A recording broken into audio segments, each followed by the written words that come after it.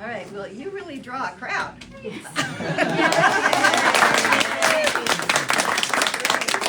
stay afterwards and visit the museum if you've never been here before, or even if you have. Anyway, thank you for coming. I'm Karen Anton. I'm a member of the board of the Reston Historic Trust, aka Reston Museum. And our last speaker of the day is Ellen Smith, first-time author. Her memoir is called Memoir of a Suburban Troublemaker. Memoirs, plural, right? So here's Ellen. Woo!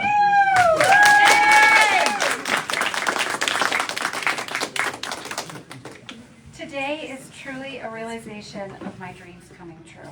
I am overwhelmed with gratitude. But I'm going to save my special call-outs for the end because I'm trying to get through this without crying.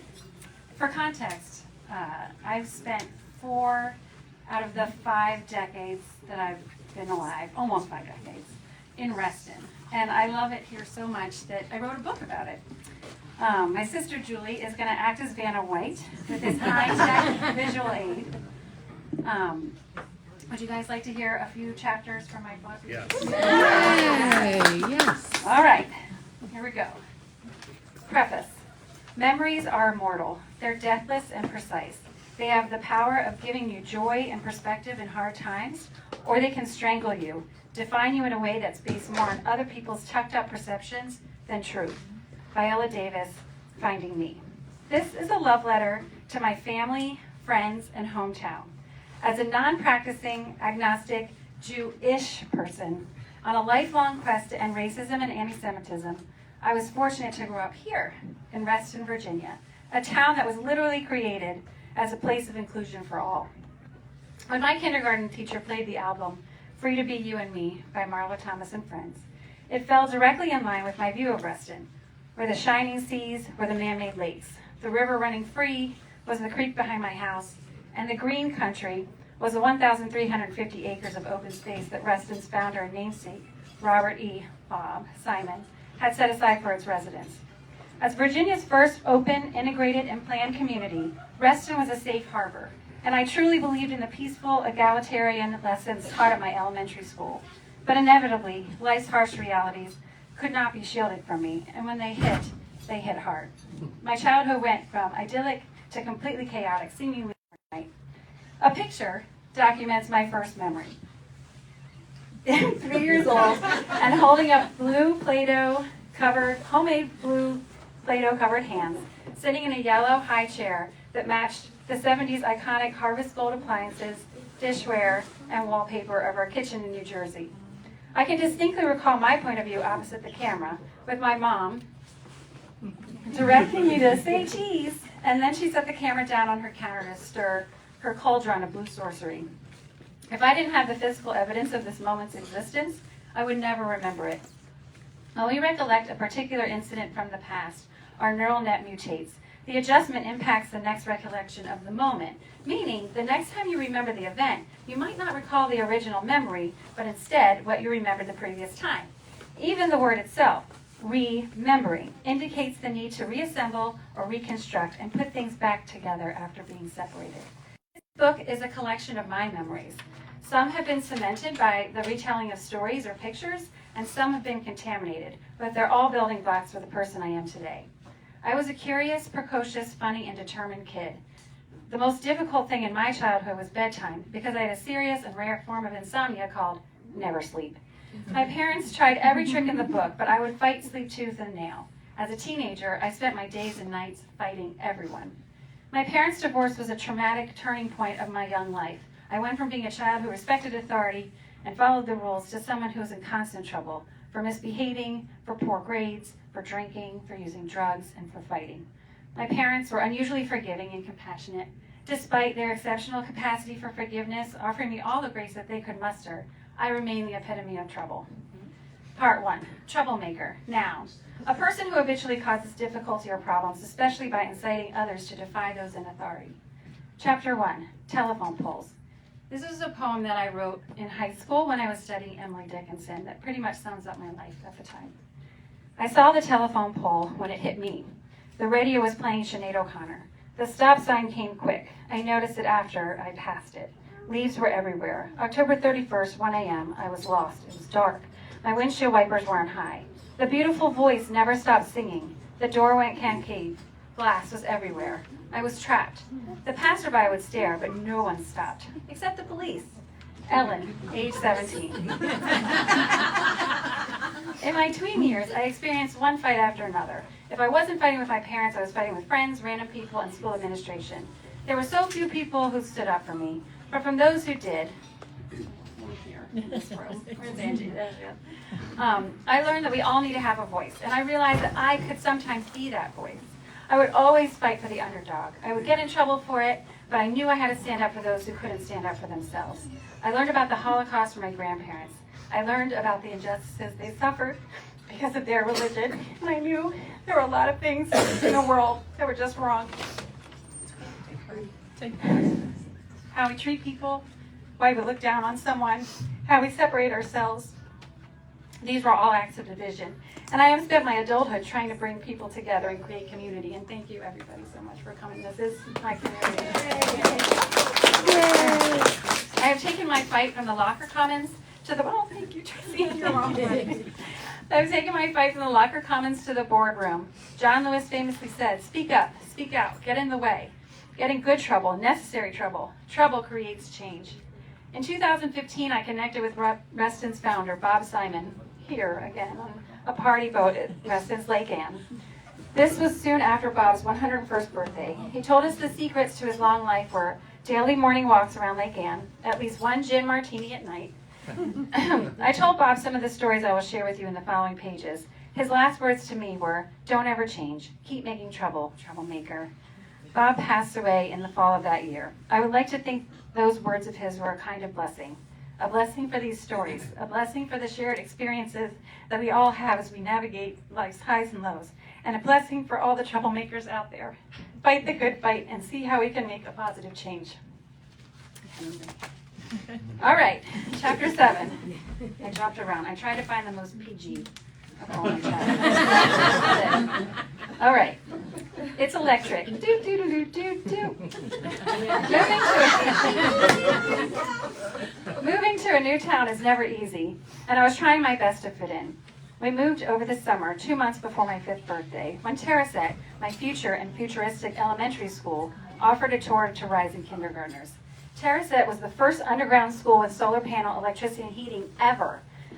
On my first day, the other kindergartners laughed at the way I said crayons, water, and bathroom. It sounded like crowns, water, and bathroom when the words came from my mouth. They circled around me at the playground, waiting for me to say something else funny or different. It didn't take long to ditch the Philly accent, but it rears its cheesesteak, hoagie, scrap 11 head when I'm angry, drunk, or in direct contact with my cousins. In 1st grade, I became so boy crazy, I made a sign that said, I love you, Sammy Knoble, and held it up for Sammy and the whole class to read. He turned bright red and said, you spelled my name wrong. I then made a game of spelling his name a million silly different ways to hide the embarrassment from the rejection I felt. Everyone laughed except my teacher, Mrs. Doherty. She was the first black woman I ever met and subsequently loved. In 2nd grade, there was a pretty girl named Nadine who was extremely gifted in soccer, whose mother worked as a crossing guard for our school.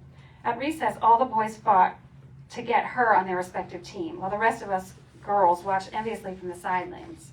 Nadine inspired me to try soccer in Reston's house league. As the only girl on the Scorpions team, the coach, who was the father of my fellow teammate, Ramon Pardo, for those Restonians, we still haven't figured out which one it is, kept yelling, she's a door, not a window, go around. Terrible accent. I think that's your dad, actually. The audible version of this will be very challenging. In his Colombian accent, each time the boys kicked a ball directly into my face or body. Like tap dancing, I only lasted 1 season. I like to play practical jokes on Mom in the mornings. I told you to get dressed 20 minutes ago. Why are you still in bed, she'd say. Then I'd throw off the covers to reveal my fully and appropriately clothed for school body. Or, get your ass out of bed, Ellen. Then I'd lay face down with my butt in the air until she came back into the room. Sometimes I get a laugh, but most of the time I was just in trouble and late for school. Every kid had an allegiance to their neighborhood pool, which was the embodiment of everyday summer life. I joined the swim team the summer I turned 6, which gave me a bit of confidence in my abilities. Finally, my mom was my biggest champion. I think she might be part fish. She's faster than a shark, she bragged to anyone who would listen. Mom, I'm a mermaid, I'd say, sprinkling Morton salt in my bath after watching Splash for the 853rd time. But alas, my legs never turned into orange scale fins. I was so proud of my Ridge Heights blue racing suit with white stripes running down the side. I wore it the entire summer.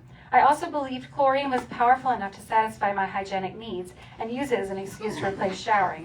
My absolute favorite memories were watching the shock and disapproval cross our parents' faces as we chanted in unison the following tactless cheers. Ice cream, banana split. We think your team sucks like shit to the left, shit to the right, stand up, sit down, fight, fight, fight. And, you know this one. U-G-L-Y, you ain't got no alibi, you're ugly, and that's your mama's fault. And then my most favorite, ice cold beer makes you want to cheer. Ice cold wine makes me feel fine. Ice cold duck makes you want to swim fast. You get that? Mom had the most coveted volunteering role thanks to her beautiful speaking voice and charming intonation. Mom says, I was born with it. swim meet announcer. She would be perched on her balcony with her microphone and a giant PA system while other volunteers, called runners, would deliver information for her to read aloud into the mic. This gave her the best view of the pool. Julie was about to have her first race and was nervous. Her stomach was in knots. Her face wore a post-apocalyptic, all the oceans have dried up expression. Mom told me to go to the starting line and comfort Julie since she had to stay on the balcony. Rub her tummy and tell her everything's going to be okay, she instructed. I ran down to the pool's edge where Julia was standing, worried and anxious. I put one arm around her shoulder and rubbed her tummy with the other as directed. I looked up at Mom and gave her a wink and then whispered in Julie's ear, "You can do this. Don't embarrass me." The starter fired his blank gun. Julie hesitated. I moved my hand from her shoulder to the middle of her back and pushed her in the water.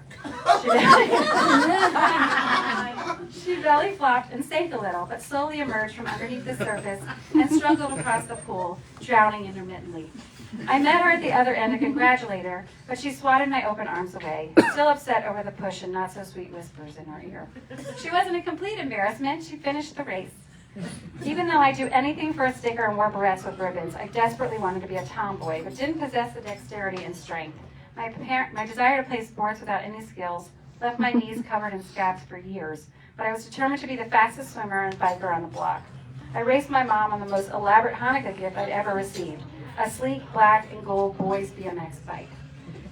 Okay, there we go. We hauled ass down the path to High's convenience store. Anybody remember High? Yes. OG. For blue raspberry slushies, where I chugged the frictional flavored ice until my brain tried to escape through my skull and my tongue turned cerulean. On the way back, I was winning. I turned to check my progress as we crossed over the freshly stained wooden bridge, caught sight of Mom gaining on me, and panicked, causing my bike to flip out from underneath me. I slid across the wood, gathering splinters and a nasty gash on my upper thigh the shape of a comet. Mom dropped her bike, scooped me up, and carried my bloody body the quarter-mile back home. She fixed a bath and dropped me in, then left to retrieve the bikes from the bridge, expecting they'd be stolen if she didn't leave immediately. I sat submerged in the water, hypnotized by the undersea color show of blood spraying from my thigh into little pink clouds surrounding the wound. The water turned a sickly crimson color. I was convinced I was bleeding to death. It took about 15 years for the scar to go away completely, but I was fine and thrilled to learn of Mom's superhuman ability to carry me and then 2 bikes at home at once. There was hope for me, since by the power of Grayskull, I almost beat her in the white race. Childhood was glorious. I had little Jules by my side, and Audrina, this one, my best friend. Every day was an adventure. My parents were loving and I was safe. Life in the burbs was idyllic until it wasn't. And you guys are just going to have to read the rest of the book to figure out that. But don't worry, The book goes into a great deal of trouble after the divorce. I hope you all like it. Otherwise, I just blew a year of my life stealing it.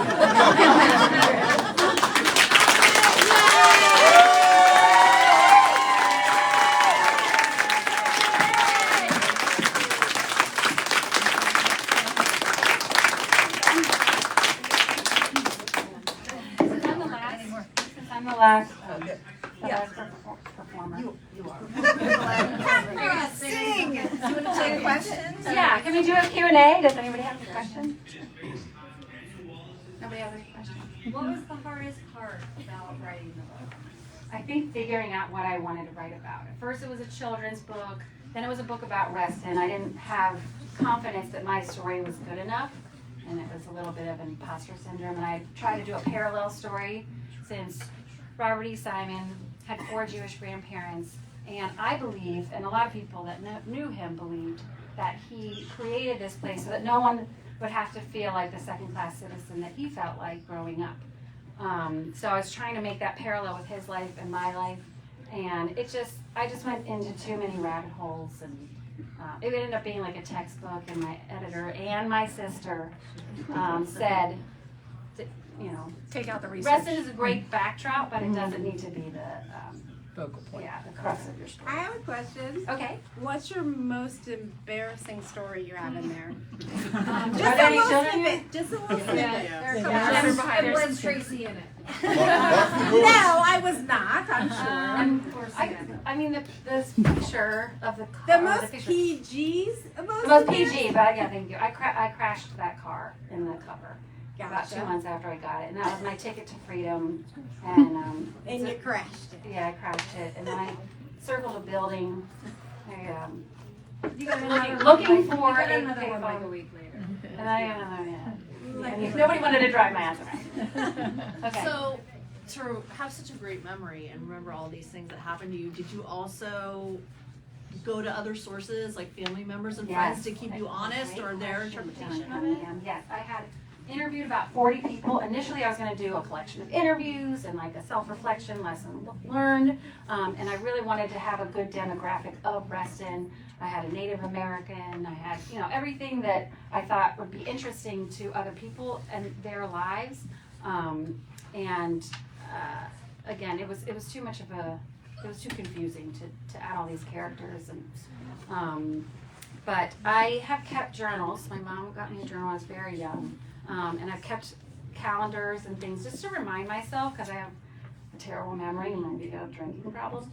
So I wanted to figure out what to write about. So I went through all my archives, all my pictures, which, as you can see, I saved pictures. I'm the family historian archivist, so I got everybody's pictures after they passed, and so I have all of these memories that I just wanted to get out on paper. It's been a year. It's been very cathartic to write about my life, but it's also been challenging because you have to balance, everybody has a perception of themselves, they want to be put in the best light, so I had to be really careful. I didn't want to damage relationships. So it's been difficult. I don't recommend doing this. I think it's good to write your story down, but it's been inspiration. Yeah. Unless you weren't a troublemaker, then yeah, write it all. Any other questions? Do you think you'll write again? Like maybe something else? We'll see how this goes. I would like to do that children's book. At first, that's what I was going to do, but somebody already wrote it, Watt Hamlet. And then the book about Reston was already done by Christina Alcorn. And all of these authors have been extremely instrumental in helping me understand the process, and it's been a long journey. What was a highlight year? We're all 80s gals here. What was like one of your favorite years here in Reston? I mean, I think it's when I got the car, and Angie and I would sneak out of the house on like Thursday nights going to tracks. Tracks? Yeah, I mean, we had a lot of fun, and we got away with a lot more than, yeah. Sorry. Save it for the mom. So how volume? Okay. Yeah. So you're like 16, so you're like Yeah. first Yeah, that was a car, fun- driver's. Yeah, that 91, 92. 91, 92, yeah. Very cool. I have a question. Okay, yes. Were there surprises? Like, did Kitty get surprised at some of the stories? Julie, Angie, were friends and family surprised at anything specifically? Well, yes, of course, because these are her perceptions. Yeah. A parent's perception of a troublemaker is much different. I see. So yeah, Yeah. yeah, there were quite a few surprises. My father was not happy about all the shoplifting. He's like, I didn't teach you to do that. I'm like, no, you didn't, but I also wanted attention. Like, it was definitely and I like getting away with, free stuff. But yeah, that was a surprise to him. Yeah. I did get away with some things. I didn't get busted for everything. Lessons learned though. Lessons learned. So if this were to be turned into a movie, who would you want to play you? That's a great question. Sandra Bullock. Natalie Portman. It had to be somebody younger, right? Because it's my whole life. Yeah. She was get started.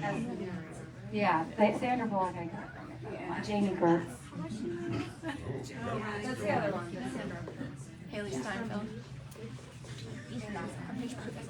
Haley Steinfeld. Oh yeah, that would be a good one. Yeah, for my younger self. That's a great question. True. Any others? No? Okay. Well, I do have a little bit of a thank you list I can go through. All right. I'm deeply grateful for the presence of everyone who is gathered here today. Your unwavering support means the world to me. Special thanks to my mom, Kitty, my stepdad, John, my husband, Dan, my sister, Julie, my brother-in-law, Larry, let's see, as well as my best friend from high school, Angie, who was the one who scored the raffle prize for the boat ride. Which we all enjoy. She invited all of us. Also, Amy, Tracy, Dawn. I mean, all of you guys out there. So I can't do every single person, but every single one of you. Thank you guys for my amazing neighbors, Misa, John, and Josh. All my mom's friends, Emily Cohen, my artist, my artist friends. Thank you all for showing up for me. I'm so thankful to Alex and Reston Museum for having me today and for reading the book and providing a beautiful testimonial, which you can all find at ellenrbsmith.com to pre-order if you haven't already.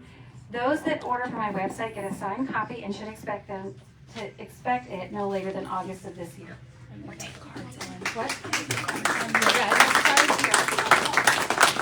Also, my brilliant editor, Malka Wick-Romalaste. Another SLHS grad and publisher, and my publisher Purpose couldn't make it today, but this book wouldn't have come to fruition without them. I love you all so much. Thank you. This has been such a